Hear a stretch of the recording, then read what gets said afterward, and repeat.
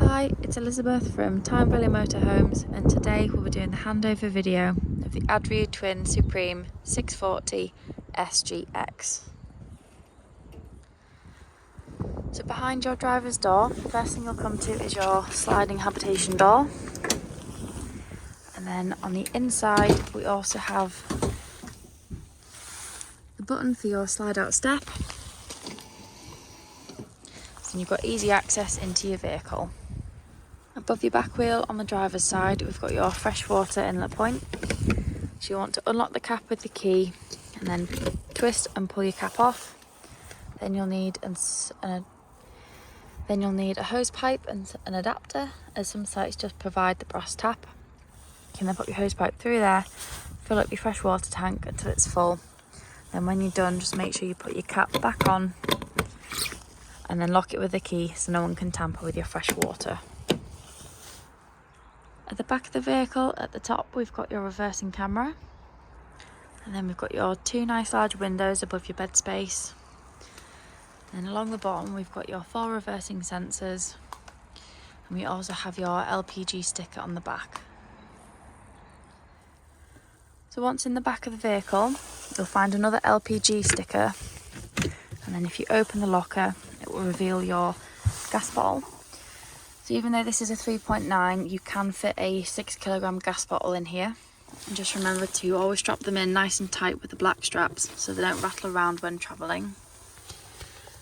And then when you come to connect your pigtail to your gas bottle, remember it's left to tighten, right to loosen, opposite way around being gas.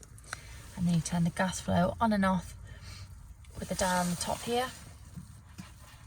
If you've turned your gas flow on but you're still not receiving gas in the vehicle, you want to press this black button, and this just allows the gas to release through your pigtail and into the vehicle.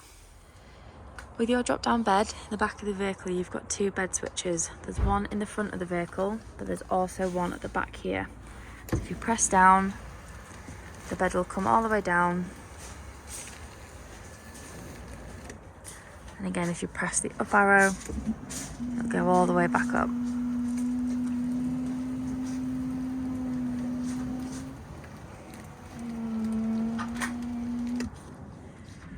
To drain your freshwater tank, you've got to come under your bed and then lift up this piece of board, and underneath will be your freshwater tank. So if you are travelling home from a campsite, you don't want all your water to drain out, but you want a little bit for a tea or a coffee. You just turn it a quarter of the way round and all but 20 litres will come out of your freshwater tank. If you're winterising your vehicle and you want all of the water out, turn your black dial all the way around and all of your fresh water will drain out. You want to do this when you're winterising your vehicle, so there's no water left in the tank to cause frost damage by freezing through the winter months. But also, if you're not going to be using it for a couple of weeks in the summer, just drain it off so the water doesn't go stagnant. But just remember to close it when you use your vehicle again. At the back of the vehicle on your passenger side, we've got your toilet cassette locker. So as long as the blade on the inside of the toilet is closed, if you pull the blue lever up, you can slide the cassette out. And then to empty, you just want to untwist your cap.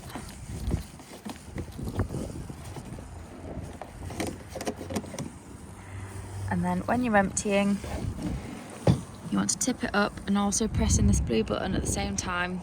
This just allows some air in and stops it from glugging. You then want to give it a good swirl around with some fresh water, empty it out again, and then pour some blue or green liquid into your cassette before you put the lid back on, and then it's ready for use again. So to hook your vehicle up, you want to get your hookup cable and just lift the collar and then align it with the vehicle and just push it on gently.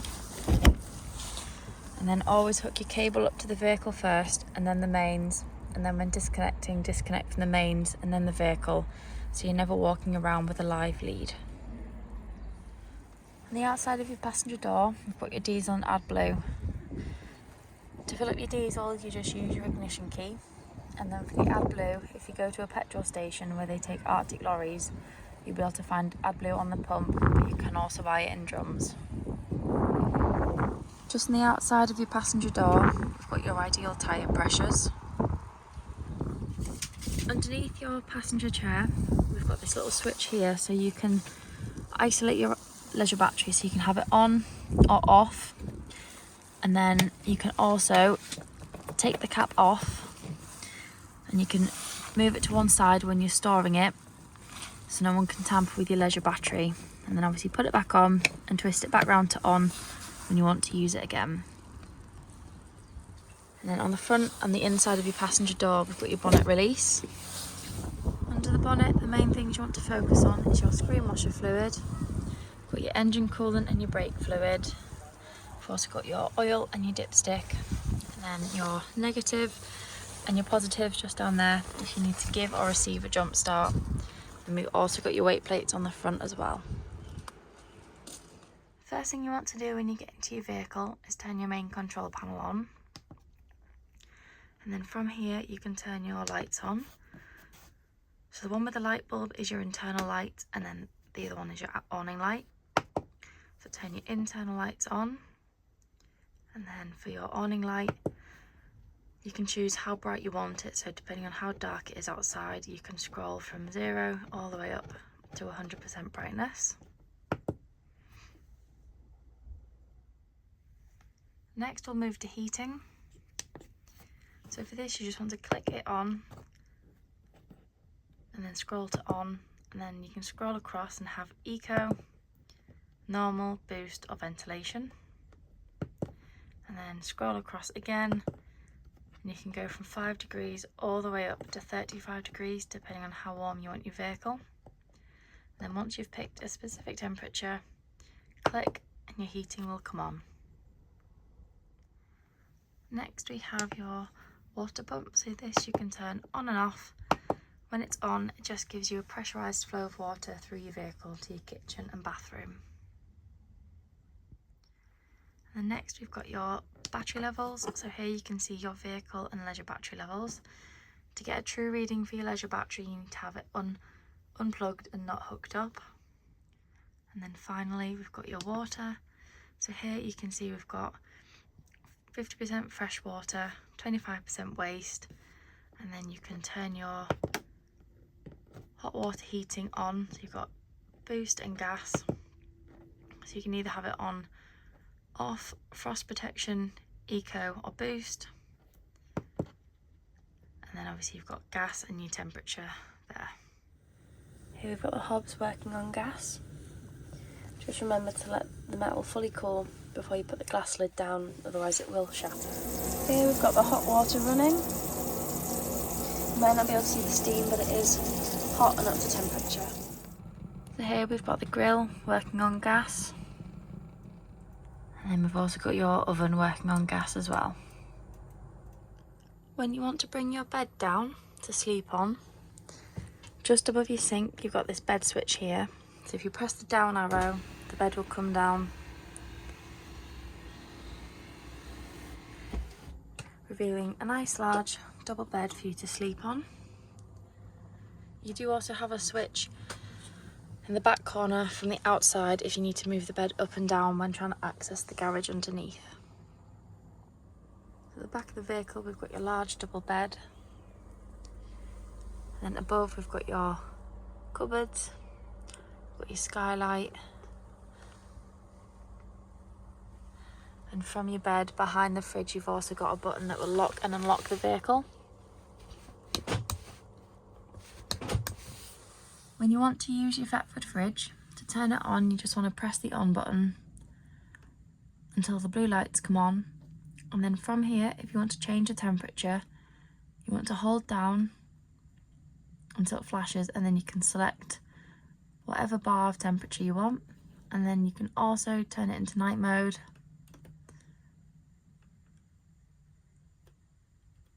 So the fridge is slightly quieter for when you're asleep. In your bathroom you've got your sink and your mirror, and you've got a cupboard and a window above your toilet. To flush you want to make sure you've got your water pump turned on and some fresh water in the water tank, and then press the blue button. You get a flow of water into the bowl, and then once pull the grey lever across to open and shut the blade. Obviously close the blade, leave the lid down so you don't get any smells through the vehicle. And then to get into your shower, just gently pull on the wall and it will reveal your shower. And you've also got your sliding door.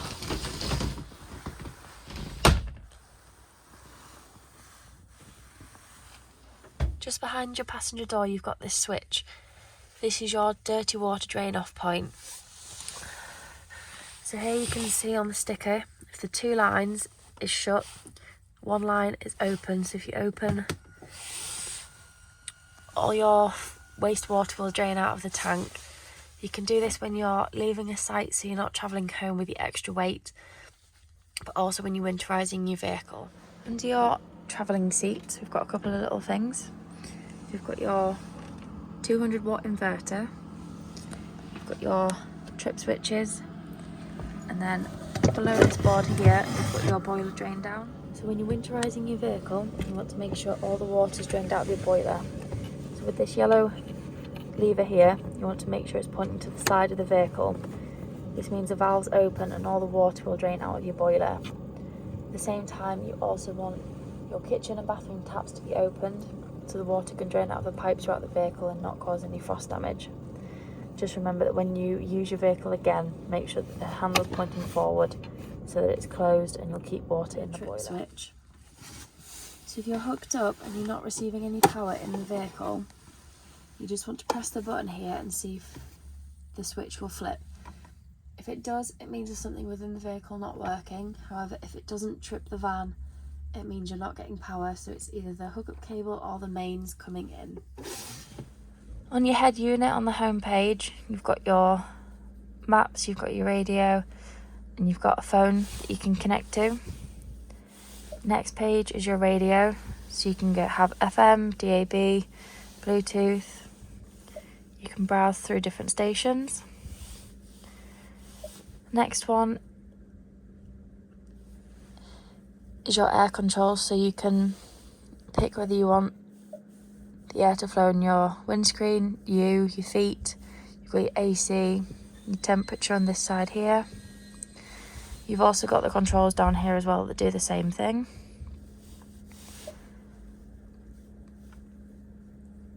Next one is your navigation. Just works like a normal maps on your phone.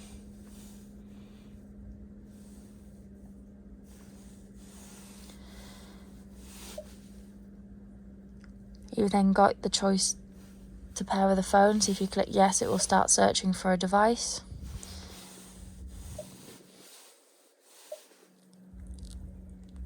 And then you've got your vehicle settings.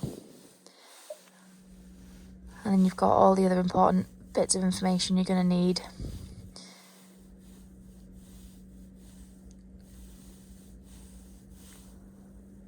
You've got your settings here, so you can flick through different options. You've also got your time and date and language if you want to change.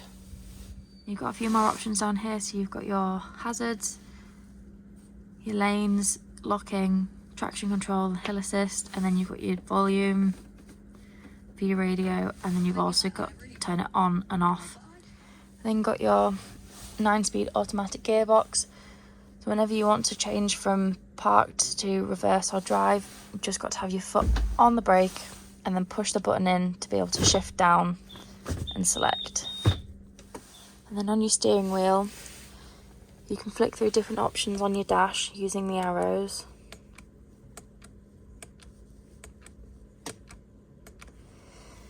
You've also got a voice command, so you can press this and you'll get a voice cancelled on your radio. And you've got your lights and indicators, you've got your windscreen wipers, you've got your cruise control in here, and then on the underside of your steering wheel, this is the volume for your radio.